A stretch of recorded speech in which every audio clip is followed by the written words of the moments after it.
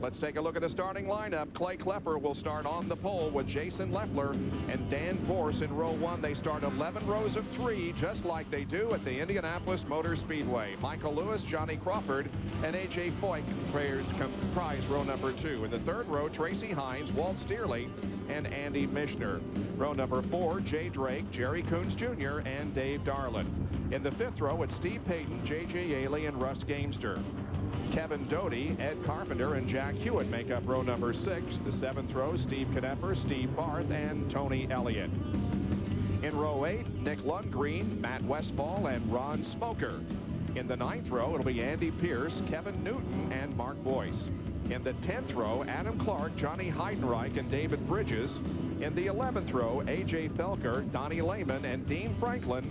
And taking the MCI provisional is Johnny Parsons. 99 in the Hot 100. The green flag waves and the 99 version is underway. And Clay Klepper got a terrible start. It looked like he did not get going at all. He fell way back, as did Leffler. High traffic. We got a couple of cars up against the fence. One of them is J.J. Yaley, and the other is Jack Hewitt. Show the fans your expertise in the midget. Yeah, you know, we had a real good car. It's just a shame to be out on first lap. Well, we're underway. We're racing here at Terre Haute. It is a complete restart. That is 3 abreast. However, the laps that we just have run have been completed. And for one reason, Larry, they have a limited amount of gas, of course. Yes, these are 23-gallon tanks. It takes almost all of that fuel to run 100 laps here at Terre Haute. So they had, once the green flag fell, they had to start counting the laps. On board with Clay Klepper, down past the start-finish line. That's Dan Borse, and he is in the lead. That's Dan Borse that we're looking at right there. And he got the lead as he's got a great run on the outside. Klepper and both he and Leffler got much better starts the second time around, so it was a big break for them. But you can see, looking out the back, that he's got that car right up on the cushion. Borse, he's a real veteran on the dirt tracks. He's very, very good on the dirt tracks, and he's showing it right now. Tracy Hines running in second position, and in third spot is Leffler. Looks like we have a piece of debris on the racetrack, but it looks like it's way up out of the groove. Probably not a factor. They will continue to show the green flag as Borse comes down and completes lap number 8. And Hines now comes right up on the back end of that car. Yeah, Tracy Hines looks like he's got things pretty well hooked up here early in the race. All 4 of these guys kind of minded their P's and Q's. Everybody wants to lead, but you don't want to get too carried away. Just like JJ said, it's a long race. If you can lead comfortably, that's one thing. But you can't go out there and do anything silly this early in the race. Jerry Coons Jr. is running in 4th position, and in 5th spot is Jay Drake in a car in the fence. That's the 4 car of Freeland. 57 laps completed in the Hut 100 at Terre Haute. Jay Drake leads. Tracy Hines, Jerry Coons Jr., Dave Darlin, and Ron Smoker. 6 through 10, Gamester, Jason Leffler, Tony Elliott, A.J. Pike, and Andy Mishner. So Jay Drake is continuing to lead the race, but it has not been what I would call a non-interesting ride. Look at that. He went in there, got up above the cushion, got into the real heavy stuff. He had 3 wheels off the ground all at one time, kept it under control, and never missed a beat. Big time bicycle, but a nice job of recovering by Jay Drake. Well, he definitely has that thing hooked up. He really feels comfortable. Right now, though, you can see he's got about a half a straightaway ahead of Tracy Hines. There goes Tracy Hines. Jerry Coons in the yellow car. Then goes Darlin past him, I think. And down on the bottom was Smoker. And you can see some of the cars. Somebody was motioning that he was slowing up down on the inside. There's... That's hard to say whether that's Darlin or Leffler. I think that's Leffler. Yeah, that is Leffler. You're exactly right. And he's right behind Johnny Parsons. Parsons, of course, with the provisional. He's trying to lap him right now as he goes down to the inside, and then he's going to probably slide right up in front of him. Jason hasn't been as competitive as I thought he was going to be here earlier in the evening. He's dropped all the way back to 6th position at the moment after starting up in 2nd spot.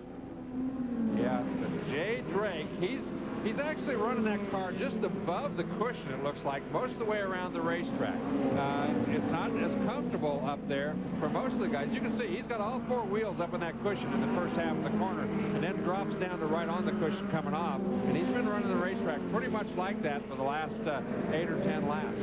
Russ Gamester ran well down on the inside of the track for a while, but right now he's with Gary. Well, Russ, of course, a former USAC Midget champion. You had a great ride going for a while. What happened? Oh, we were running great. Probably about 20 laps there. I caught them guys. The motor started to seize up. They started slow and getting slower and slower. But I tell you what, I think we really had the car to beat today. I mean, we took a Terre Haute First National Bank, you know, 6th lane, but this wasn't meant to be. I'll tell you what, all in about 3 or 4 laps, you were joined down here by Knepper, Doty's down here, Klepper's down here. About 5 or 6 guys dropped out in about 3 laps. Yeah, I mean, we're really hard on the motors, where everybody's turning them really hard. The guys in the front are running real hard. It's just one of them things, you know, it just seized up.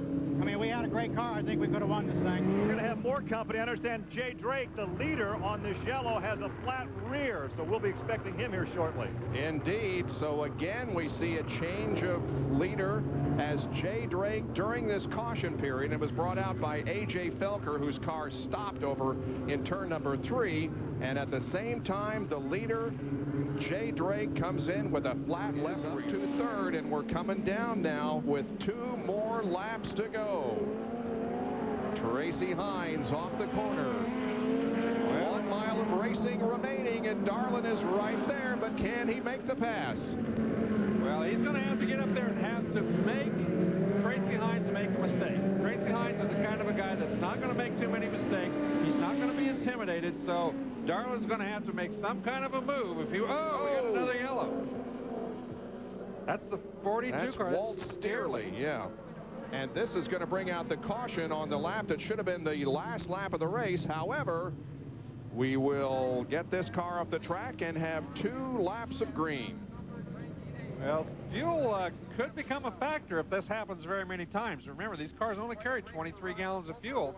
It's a long way to go, so it's going to be interesting to see if this does, if it doesn't happen again, they're okay. But let's take a look at what happened to Walt Steerley there in corner number 2.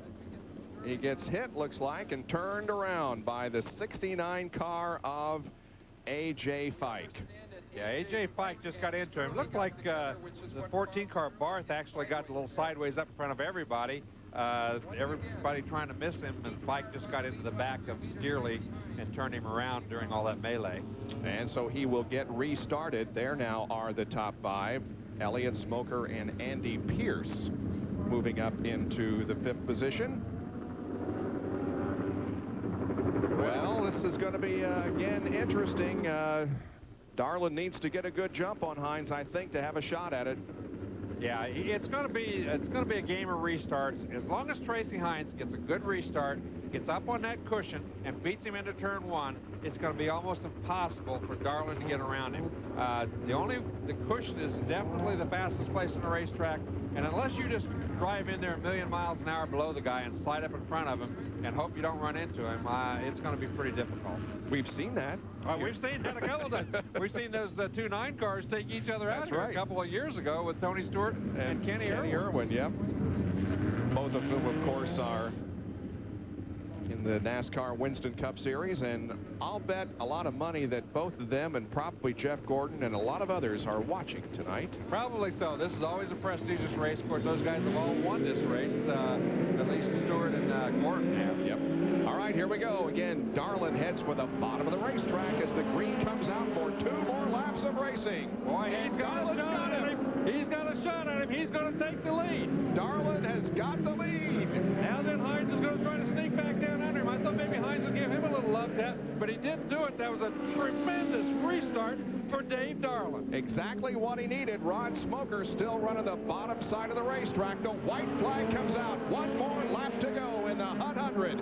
And Darlin has a fairly comfortable advantage on Hines and the others as he goes through turns 1 and 2 for the final time. An unbelievable run for Dave Darlin, and his unbelievable streak of being successful in the midgets and the sprint cars and in the Silver Bullet Series continues. Here is Dave Darlin taking the checkered flag and winning the 46th annual 100. I can tell you that Tracy Hines is one mad man right now for letting that victory get away.